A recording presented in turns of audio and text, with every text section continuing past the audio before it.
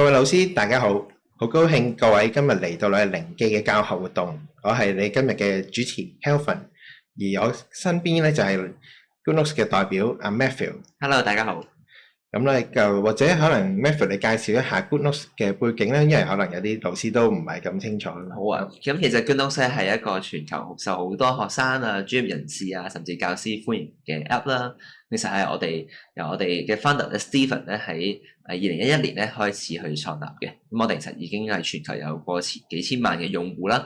好多時候學生去溫書啊，或者老師教學啊，甚至專業人士佢哋做嘢嘅時候咧，都用到 Goodnotes 嘅。唔該晒 Matthew， 因為你係靈記都聽到好多老師嘅意見，佢哋都好期望可以將 Goodnotes 就加入到你哋靈記嘅教科書，所以有見及此咧，今次咧就同咗 Goodnotes 就有呢個合作，咁而我哋嚟緊學科網上面嘅教科書啦，同埋習作簿都可以用 Goodnotes 嘅平台咧去匯入翻喺入邊做一個電子書咁樣去俾各位老師使用。而我哋靈記原有嘅上課嘅電子書系統咧，都依然會保留翻俾各位老師嘅。咁今日嘅節目環節咧，就主要係分翻兩個部分啦。第一部分就係會如何從我哋嘅靈記學科網站啦，咁就可能 download 咗一啲教科書啊、習作簿啊，或者係其他嘅教材，點樣可以匯入到 Goodnotes 嘅程式入邊嘅。而第二部分將會由 Matthew 去同大家再講解一下喺佢哋嘅 Goodnotes 嗰個 App 入邊，究竟有啲咩小技巧可以令到大家老師上堂嘅時候教學得更加得心應手嘅。咁喺匯入前嘅準備啦，咁就當然係需要有我哋嘅靈記嘅教師帳戶啦，然之後需要有一部 iPad， 而呢部 iPad 咧陣間我都會同大家去翻我哋嘅 App Store 去一齊下載，睇下點樣下載到個 Goodnotes 嗰個 App 嘅。咁因為其實Goodnotes 個 App 咧嗰個需求咧就係需要大家喺 iOS 入邊係有17.5 version 或以上咧就可以下載得到噶啦。而喺學科網匯嘅方法嘅嗰度呢，咁我哋其實就陣間都會入翻去學科網站啦，咁去示範翻俾各位老師睇下，究竟可以去點樣 download 到嗰個 Goodnotes 入去嗰個 Apps 入邊嘅。咁其實你哋都會見到啦，喺我哋嘅主頁嗰度會有一個 button，咁又係會入到 Goodnotes 一撳呢，就會跳咗去我哋嗰個資源網嘅個列表嗰一度啦，咁又可以喺呢度揀翻相對應嘅單元去下載翻嘅。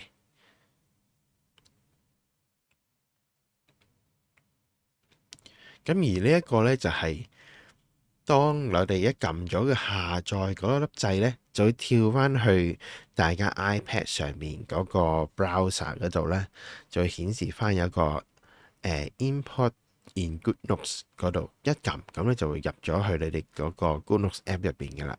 咁稍後我都會去同大家做翻個示範，究竟點樣可以成個流程係點樣做法呢？咁令到大家老師都會少啲疑惑，可以更加用得心應手嘅。咁可能有陣時有啲老師係可能最初係用緊班房入邊嘅 desktop 啦，或者你哋自己嘅 notebook 咁樣，咁其實都可以喺嗰個Windows 入邊嘅界面啦。當你撳咗下載嘅時候咧，咁 Goodnotes 咧就跳翻去一個 browser 嗰度，咁就出現咗一個 QR code，咁咧各位老師就可以用翻你哋手上面嘅 iPad 咧去做翻嘅 QR code scan 咧，咁亦都係可以好順利咁樣匯入到本電子書入去 Goodnotes 入邊嘅。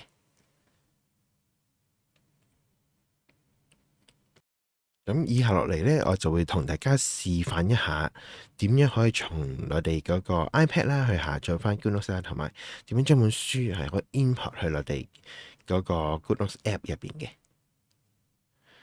咁你首先咧就會見到係一個 iPad 嘅畫面，咁點樣去下載翻個 Goodnotes 嘅 App 咧？就去翻嚟嗰個蘋果呢個 App Store 度。咁你哋就去 search 啦，咁就去打翻 Goodnotes。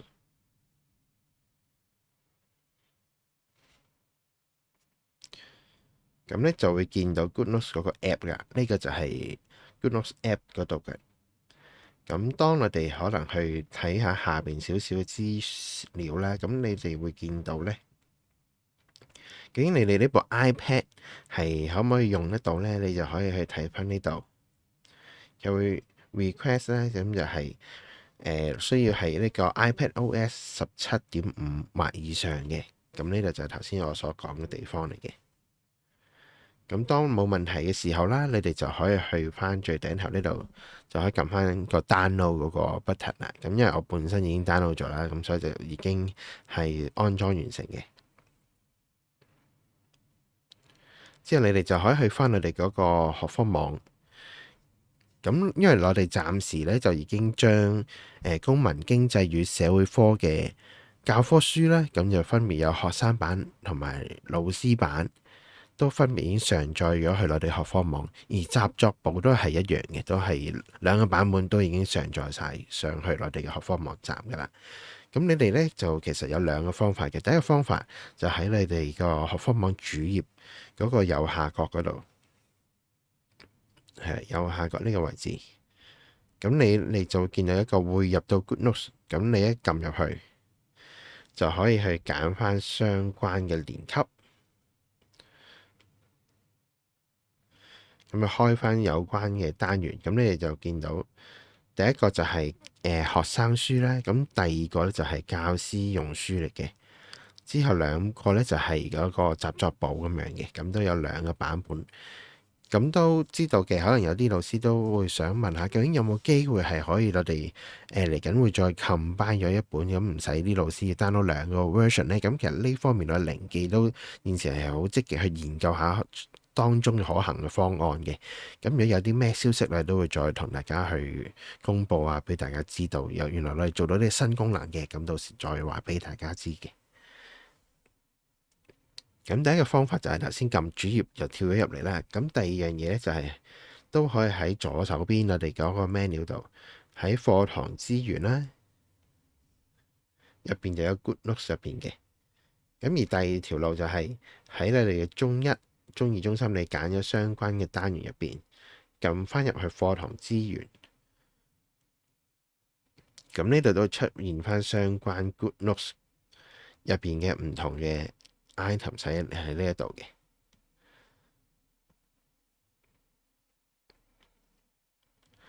咁或者你現時咧就試下用一個中二啦，咁嘅個單元2.1嘅教師用書嘅做法俾大家睇睇先啦。咁就撳下載藍色嗰個 icon， 一撳就跳咗去一個另一版 website 嗰度，咁就可以撳翻一個 import to GoodNotes 下邊嗰個藍色 button。一撳入去，佢又問你係咪開翻我哋嗰個 GoodNotes app 啦，咁就當然選擇係啦，咁樣，咁佢又會自己開翻嘅 GoodNotes 啦，咁又慢慢 download 緊嘅佢。咁喺下載緊嘅時候呢，或者我哋都可以先講一講啦，我哋去翻頭先嗰度，咁譬如啦。當我哋可能有第二樣嘢啦，想睇咁，因為其實最主要係教科書同習作簿咧，就會用呢個形式嘅。咁如果譬如可能有啲老師係想用翻啲備課招魂手冊嘅，咁都可以直接喺度下載咗。咁佢咧就會 download 喺 iPad 嘅內建嗰個 system 入邊嘅。咁你都見到啦。咁其實你可以選擇直接喺度開啦。咁如果你哋都好想話 import 喺 GoodNotes 入邊去睇呢，你哋都可以撳喺右上角有個箭嘴，咁佢都可以 open in GoodNotes 嘅。咁呢就會問翻你係咪用翻啲 title 啊，係咪 import 入去啊？咁樣一撳落去呢，咁佢都會自己將頭先嗰份文件搬咗入嚟，咁變咗大家老師都可以喺呢度可以做到其他唔同嘅文件嘅備課啦，咁樣嘅。咁因為始終教科書同習作就有版權，所以咧你就需要頭先個比較轉折少少嘅方法嘅。咁變咗當你 import 入去，又可以做翻啲筆記啊，咁樣大家就可以隨意去使用啦，咁樣。咁而其實咧靈記咧都做咗一個係一個關於係我哋今次 GoodNotes 嘅使用簡介啦。咁其實頭先都一邊已經 demo 咗俾大家睇咗噶啦。咁呢一份文件呢，就有少少係可能教大家啲小技巧啦，分屏我一陣間都示範下嘅。咁亦都有啲常見問題啊等等。咁呢我就今次就唔詳細同大家講解啦。咁呢一份文件呢，大家都可以喺翻去之後啦學科網站嗰度去下載翻嘅。好，咁嚟睇翻啦，先去下載咗嗰本書啦。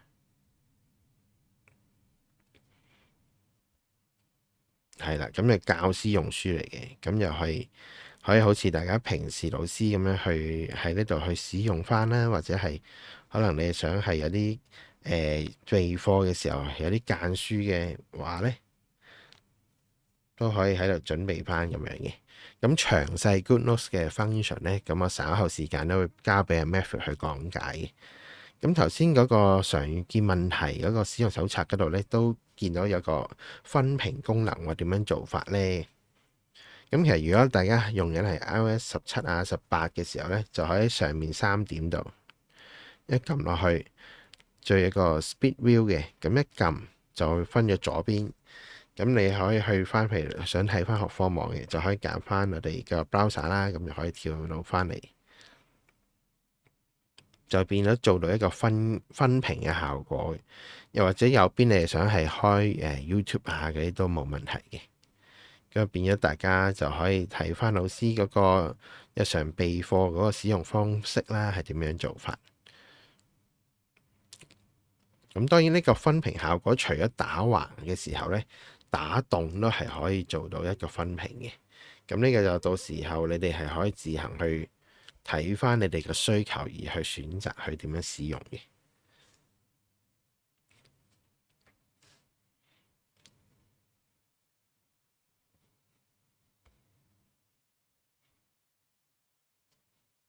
好，咁變咗就我呢一部分呢，就係咁多先啦。咁下一部分呢，就交俾 Matthew 去同大家講解一下 GoodNotes 點樣使用。唔該晒 Matthew。好，大家好，我係 Matthew。咁接下嚟呢20分鐘左右啦，就會係由我咧同大家講一講咧 GoodNotes 咧係點樣去使用，特別係當 import 咗咧textbook 之後。咁一開始講之前咧，我要出翻去呢個 folder 先。你會見到咧，其實你 import 入去之後咧，佢會擺喺一個 folder 入邊嘅。咁所以如果你需要，你話其實我一個好習慣整齊嘅人嚟㗎，有好多個 folder 嘅話咧，咁其實你自己可以開翻啲 folder 啦，將你嘅 document 咧 move 翻去對應嘅 folder 咧，就可以再存放之用㗎啦。咁呢個根據你自己需要就 OK 啦。又或者啦，其實咧我教書咧係教3班㗎喎，咁唔通我將啲嘢擺埋一齊咩？我想分開喎，咁都冇問題嘅，你都可以撳翻呢一樣啦。呢個右邊咧向下嘅箭嘴 show 俾你睇先啦。呢一個唔好意思，呢個圈咗嘅位置，呢個向下嘅箭嘴，撳咗落去咧之後咧，你就可以 move 翻去對應嘅 folder 啦，或者 duplicate 佢咧，就方便你能夠用到噶啦。咁我哋講呢個之後咧，我哋先撳翻入去份 textbook 入邊咧，講下入邊嘅內容。第一步咧，我先同大家教一教咧，就係嚟一個咧 scrolling 嘅 direction。咁有啲人咧，好似我咁樣咧，係中意上下碌嘅。咁有啲老師可能習慣咧左右喐。咁你係可以自己去教嘅，撳翻右邊呢3點啦，下面咧有一個叫 scrolling direction 嘅 option 俾你揀翻嘅。咁啊，如果你話有時候咧，我中意咧每次嚟講可以 show 翻啲斷頁之間嘅位置喎，咁我會建議你揀翻 vertical 嘅。但係啦，唔係啦，我想容易咧每一次係放清晰一頁一頁咁 show 出嚟嘅話咧，就可以揀翻 horizontal。咁當然你自己無論係揀邊個 direction 都好啦，你都可以用2隻手指咧去放大縮小任何畫面咧，根據你自己需要咧去 show 翻出嚟嘅。咁呢個咧就係我自己建議嘅方式啦。咁另外咧都講下呢一個 AirPlay 或者 Share Screen 嘅情況啦。咁喺右上角咧呢一個類似分享嘅掣咧，向上嘅箭嘴咧，你會見到下面咧有3個 Presentation Mode 俾你去選擇嘅。我逐個講一講先。第一個咧叫 Entire Screen Mode， 就係咧你畫面 show 啲乜嘢咧，就會 show 埋俾學生睇，包括上面嘅掣噶啦。所以有啲時候，如果你想教啲學生去點樣用 GoodNotes 或者其他嘢嘅話咧，可以用 Entire Screen Mode 嘅。第二個啦叫 Presenter Page Mode， 咁呢個位咧，你會見到咧我 show 出嚟係唔一樣嘅。咁但我去翻呢度啫，就係同你講啫。如果咁樣第二個 presentation mode 嘅話咧，佢就會淨係 show 下咧畫面入邊有格，即係上面啲 toolbar 係會 show 出嚟嘅。你放大個畫面係會跟翻住去放大嘅。第三個啦就係叫 full page mode 啦。full page 嘅意思咧就係就算你放大咗之後都好咧，喺熒幕上面咧都係 show 翻全頁嘅頁面出嚟嘅。咁我估呢個咧老師自己咧翻去試下咧就明我講乜嘢噶啦。你知道咧有3個 presentation mode 咧已經係好足夠噶啦。咁接下嚟咧就要講下咧上面呢一個 toolbar 工具列啦。如果你用開 GoodNotes 嘅，你就會發現咧，咦，點解同我個 GoodNotes 嘅望係唔一樣嘅咧？咁啊，因為咧我哋 GoodNotes 喺9月23號咧就係一個新嘅 update，咁所以咧 update 咗之後咧一啲 toolbar 嘅位置咧會唔同咗嘅。點解？因為我哋實在太多功能啦，咁所以咧為咗方便啲 user 咧可以更加去揀咧，我哋將啲功能咧 group 埋一齊，咁方便咧大家去逐個去揀嘅。咁我咧就而家跟翻呢個新嘅 layout 同大家逐個講下唔同嘅功能啦。第一個功能咧當然就係最常見啦，寫啦、刷啦同埋熒光筆，咁但係都有啲嘢值得去講下嘅。咁你咁樣支筆之後咧，再撳翻第一個咧就係顏色筆啦。你會見到咧佢有粗幼可以選擇啦，你可以選擇虛線啦、實線啦，唔同粗幼嘅筆咧都可以選擇嘅。睇完粗幼同埋呢一個線之後咧，就可以揀對應嘅顏色噶啦。咁啊，跟翻你自己需要啦，可以揀翻嘅。咁通常我自己咧就3至6隻顏色都覺得非常之足夠噶啦。咁我揀完之後咧，就可以隨時咧喺自己畫面上面咧去放大啦。佢寫翻唔同嘅內容啦，甚至寫虛線咧都冇問題嘅。寫完之後咁，你都發覺有時咧寫得太多，寫得歪咗，你想會擦咗佢噶嘛？咁所以第二個功能咧就當然係擦膠。但係擦膠咧有啲學問嘅。如果你記得我記得自己小學嘅時候咧，每一次老師講10分鐘書咧，就要用個黑板咧直伸出嚟擦黑板，一擦就擦2分鐘嘅，因為咧你要逐下擦。咁 GoodNotes 咧其實就冇咁麻煩嘅。你咁啊擦膠之後咧，你會見到有3個 option。咁我建議一般情況之下揀最右叫 Stroke Eraser。咩意思咧？就係當你一揀咗之後咧，你要撳翻去最近嗰個位置咧，high 到一劃咧，佢都會擦晒佢嘅。咁所以好多時候咧，你好簡單用擦膠一擦咧，就能夠全頁擦晒噶啦。你需要嘅話，可以揀翻對應嘅擦膠 size 都可以嘅。咁啊，好多時候對我嚟講咧，堂上面你慳到10秒鐘咧，就能夠講更加多唔同嘅內容啦。第3咧就係熒光筆啦。熒光筆咧，我估最多時候咧就係當你咧去翻一啲特別嘅畫面，你想同個學生講話依個位置咧係重要嘅喎，咁咧你就會咧去可以揀翻咧依個頁面咧嘅部分嚟噶啦。咁啊，我不如去下面其中一頁啦，順便大家睇下咧都 OK 嘅。咁譬如一頁啦，編輯要旨，我估平時教書都應該唔會講，就等到我嚟講下啦。OK，咁啊可能咧就會係咧可以用翻 highlight pen 咁樣 highlight 翻自己唔同嘅頁面。咁你話啲粗幼唔係好啱喎，咁唔緊要，你自己揀翻粗幼啦，揀翻顏色咧一樣係可以咧。好容易咧就能夠 highlight 到佢噶啦。咁呢個咧都係點解有時又用 GoodNotes 教學嘅方便嚟嘅。因為如果你用 PowerPoint 啊或者 PDF 嘅話咧，其實你就只能夠用手指指住咧，就冇辦法可以隨時去 annotate 嘅。咁但係用 GoodNotes 去教學嘅話咧，就能夠好方便你咧，佢隨時根據你自己需要啦，喺上面寫啊、畫啊、加唔同嘅元素咧，都係可以嘅。咁啊，呢個位就係講完筆啦、擦膠啦同埋熒光筆。咁喺度咧，我哋講一個咧非常之重要嘅功能啦。呢個功能咧叫 Lasso Tool。咁啊，我唔知大家有冇試過，我自己成日都有，尤其係細個寫 notebook 啊、寫書嘅時候都會。就係咧，我喺一張頁上面咧，你都知本身 textbook 本身唔係好多位噶啦嘛。咁我寫下嘢咧，咁譬如我而家做一次試下啦，寫嘢咧，會發覺唔夠位嘅喎。咁啊，以前咧就好麻煩，就越寫越細隻啦，就加個向上嘅字序啦，咁就好唔好睇同埋好唔方便去溫書嘅。咁但係 GoodNotes 就唔一樣啦，因為我哋係一個電子筆記嚟噶嘛，咁所以你自己揀咗個 Lasso Tool 之後咧，你就可以隨時咧用 Lasso 咧為一個正方框，你就可以將你寫嘅嘢咧隨時咧移動去一啲你中意嘅地方咧都可以嘅，甚至咧你可以跟翻自己需要咧去變翻放大縮小啦，又或者咧都可以咧根據你自己需要咧轉換支筆去做顏色咧都可以嘅。咁呢個咧就我覺得嚟講咧 Lasso Tool 最有方便嘅地方啦，就係你唔使擔心咧。寫完之後寫錯或者寫唔啱位咧，隨時咧去 copy 咧 paste 去第二個地方，甚至第二個 document 咧都一樣可以嘅。呢個咧就係講翻一個 Lasso Tool 嘅嘢咯。咁啊，仲有一個咧，我估跟翻科目去用啦。我估數學科或者西人就用得多啲嘅，就係 Shape Tool 啦。有啲時候咧我記得以前數學科老師會表演咧點樣用支粉筆咧喺黑板度畫個圓圈出嚟啦。咁我唔知 Kevin 你有冇試過見過啊？有有啦。咁但係而家咧就唔使咁複雜啦。咁其實咧就係只要你係一個老師，你都隨時可以咧根據你自己需要咧畫翻一個你自己中意大嘅圓形啦、diagram 啦、table 啦、commit chart 都可以嘅。如果我想畫一個 Venn diagram，佢方便我自己去畫喎，咁你當然可以隨時咧就自己就咁畫咧，就可以已經即刻咧做到一個 shape 出嚟咧，去根據你自己需要去搞噶啦。咁當然唔需要嘅話，你撳翻個垃圾桶咧，你疊翻去咧就 OK 噶啦。咁呢個咧都係跟翻住自己需要咧，你就可以畫翻住啲嘢。咁又或者有啲時候咧，你未必中意拆嘅，你就直接撳左上角呢個 undo 掣咧都可以噶啦。咁呢個咧就係一啲基本咧 GoodNotes 使用嘅方法。咁去到呢度咧，我估你已經成為一個合格嘅 GoodNotes 使用者噶啦。咁接下咧就係講一啲進階嘅功能咯噃。呢個進階嘅功能咧，第一個咧就係 pointer 啦。我自己發覺咧，其實好多時候咧，我未必真係會 highlight 嘅。我會發覺咧，更多時候我用 pointer 去 highlight 佢。咁我講到邊度咧，我就會畫到邊度。咁有時候尤其係我可能想好快地講少少嘢嘅啫。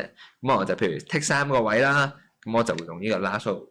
咁佢方便咧就係 pointer 嚟嘅啫，咁你就可以自己揀得嘅。咁有兩個功能嘅，第一個好似我咁樣啦，就會停留一陣間嘅。有唔想我想 dot 嘅啫，純粹俾學生知道我講到邊個位置嘅。咁呢個就係一個 dot 嚟㗎啦。咁根據你自己需要咧，佢使用翻你自己對應嘅 lasso pointer 咧就可以㗎啦。咁呢個位咧就係我平時用嘅地方啦。咁但係咧，接下嚟咧仲有啲更加好用嘅功能咧，我要特別同大家講一講嘅。一個咧叫 tape。咁我呢個咧就係一個教師版本嘅功能嚟嘅。咁但係一開始咧，我未必一上堂咧就想 share 個答案俾學生。咁點進行咧？我哋一個功能咧叫 tape 嘅。咁等我揾翻出嚟先。個 tape 喺邊度咧？我未見到你添。唔緊要，我用 show 住個 post 先，突然間再講 tape。post 都一樣得嘅啫。咁就係咧，有時我可能唔想 show 啲答案俾學生住喎。咁你可以點進行咧？就用個 post 咧遮住咗佢。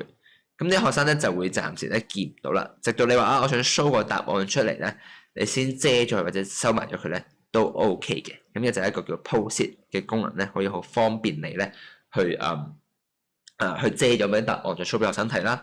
又或者有啲時候咧，可能真係本書唔夠位啊，你又想寫啲補充資料想同學生講，咁點進行咧都一樣可以用翻 post-it 嘅。咁樣啦，是但咁一個位置，佢就會 show 翻一個 post-it 出嚟嘅。咁然後咧，老師咧就可以咧根據翻自己嘅需要咧，sorry，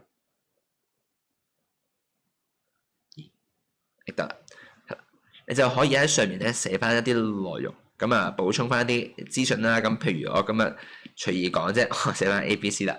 咁然後你就可以咧收埋張 post 佢啦，又或者咧就可以咧遮翻出嚟。咁到時咧就可以唔會遮到你 textbook 嘅位置啦，都可以寫啲 remarks 咧，隨時同老師學生去講翻嘅。你需要嘅話咧，撳翻張 post 咧，佢就會出翻出嚟噶啦。咁樣都幾方便嘅功能咧，俾同學去使用嘅。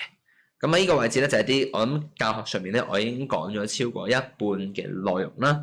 咁剩翻啲功能咧，你未必常用嘅。咁但係我估有啲時候咧，你用得着嘅話，都會方便你好多嘅。咁例如咧有一個叫間尺功能啦。如果你需要畫線嘅話咧，就可能需要用一間尺嚟畫線啦。咁你見到把條線咧就係好直嘅，咁就因為咧係用間尺畫出嚟。咁你唔需要咧收埋翻去咧就 OK 噶啦。想拆咧一樣就拆翻去就 OK 噶啦。呢係一個間尺嘅功能啦。又或者有時候咧，我叫啲老師可能會想錄音嘅，咁你都可以咧撳呢個 record and summary 嘅錄音掣咧，將你課堂內容咧錄咗音俾佢嘅。咁呢個就睇下老師自己習慣啦，中唔中意錄音咧錄埋自己講嘅嘢。咁我自己都有幾常見嘅。又或者好多時候咧，如果你想search 某一個特定內容咧，其實我哋都 support search 嘅功能嘅。咁我舉一個例子啊，譬如我今日咧 search 運動呢個內容先。咁你會見到咧，其實佢咧會出晒咧全部成本書咧，所有出現咗運動呢兩個字內容咧，我哋都會 highlight 晒佢嘅。所以有時候，我唔記得咗喺邊一頁喎，咁唔緊要，你記得 keyword 咧一樣可以透過 search 嘅功能咧揾翻對應嘅頁數嘅。或者某一頁你發覺原來咧，其實你會陣間講噶啦，你費事到時上堂先抄啦。你點進行咧？咁樣3點咧都有叫 add to favorite 嘅，咁呢個 bookmark 咗一頁嘅功能咧，你都可以係好方便咧。當你自己想講書嘅時候咧，就可以去翻 bookmark 嘅頁數咧，都一樣可以嘅。咁呢就係跟翻自己需要啦，就可以用到噶啦。好，啱啱咧都講晒一啲基礎嘅使用功能啦，一啲關於一啲運用上嘅 tips 啦。最後咧要講一啲教學上面我覺得一個非常之有用嘅方法啦，亦都係點解 Publisher 咧咁好地有晒嘅教師同埋學生 textbook 嘅，就係其實咧你可以咧喺你嘅畫面上面咧 show 晒兩個 layout 出嚟，兩本 textbook， 咁但係咧其實淨係學生咧淨係睇到學生版面嘅啫。點做咧？我示範一次先，撳翻最上面有3點嘅，撳落去之後咧有個就叫 Split View。咁啊，然之後咧佢就會彈咗一邊嘅啦。咁然後咧就可以揀翻你右邊咧想顯示乜嘢畫面，喺一個網站啦、一啲 drive 啦，或者咧你 GoodNotes 入邊嘅另一本 textbook 咧都可以嘅。咁而家你就會見到咧，我咧就喺左右分別咧就已經 show 晒咧，左邊係學生，右邊係老師畫面嘅啦。咁你話點樣先可以 show 到其中一邊啊？就可以撳翻一個向上嘅箭嘴，你撳翻咧 Presenter Page Mode 咧。一撳落去咧，咁你就會淨係 show 咗左邊嘅畫面咧，去咗個屏幕度啦。咁但同時喺你部機上面咧，就可以自己望翻咧右邊嘅答案。咁方便自己一路講書嘅時候咧，就可以望住啲 handout 咧，去方便你自己咧去講解、去閱讀。咁啊，呢個咧最後咧都要補充少少嘅。咁我都知道咧，有啲老師咧就有用緊 GoodNotes Classroom 啦。咁好多謝你哋對於我哋嘅支持啦。咁你都可能會問啊，我可唔可以背本 textbook 擺入去我嘅 class folder 度咧？咁抱歉咧，暫時因為版權嘅問題咧，咁所以咧就暫時咧唔能夠擺入去嘅。咁但係咧Publisher 都好好，咁佢咧都有另一種方法咧，俾大家咧喺符合法例要求情況之下做到呢件事情嘅。就你可以咧，有時候如果你需要喺個別一兩頁咧想 share 俾學生嘅話咧，你可以 screen cap 咗佢。screen cap 完之後咧，你再擺翻喺咧你就再擺翻喺咧對應嘅 class folder 入邊。咁樣嘅話咧，你就可以一路咧符合即係 Publisher 嘅要求啦，唔會有睇到頁數啦。同時亦都可以咧將你嘅畫面咧 share 俾你嘅學生。咁啊，老師可能咩係 GoodNotes Classroom 嚟㗎？咁我都可以講解一下嚟嘅。咁啊 GoodNotes 其實而家已經有好多老師嚟用緊啦。咁所以其實我哋喺2年前咧出咗一個新嘅專為教學而設咧嘅 features， 我哋叫 GoodNotes Classroom 或者 GoodNotes Education。咁啊，老師咧，如果登記咗之後咧，就係一個學校嘅登記啦，就可以到時咧就可以開一個 class folder 出嚟。咁然後咧，老師就可以將你嘅 materials 咧擺入去個 class folder 入邊。咁到時咧，學生就自然會見到晒 materials 啦。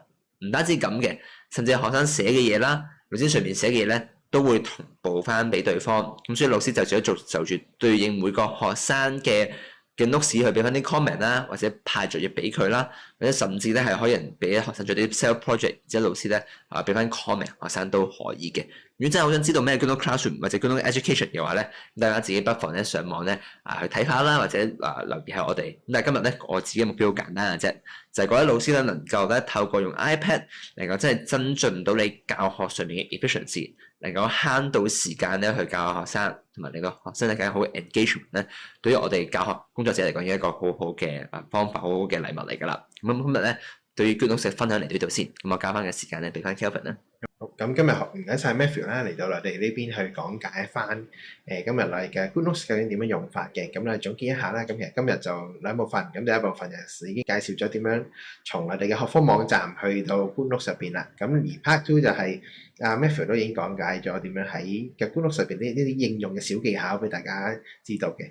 咁如果有任何問題，都歡迎各位老師咧就可以問翻你哋相關嘅市場部同事去問翻佢哋嘅問題，咁之後咧會解答翻俾大家嘅。咁今日嚟到呢度啦，咁就多謝大家，下次再見，拜拜。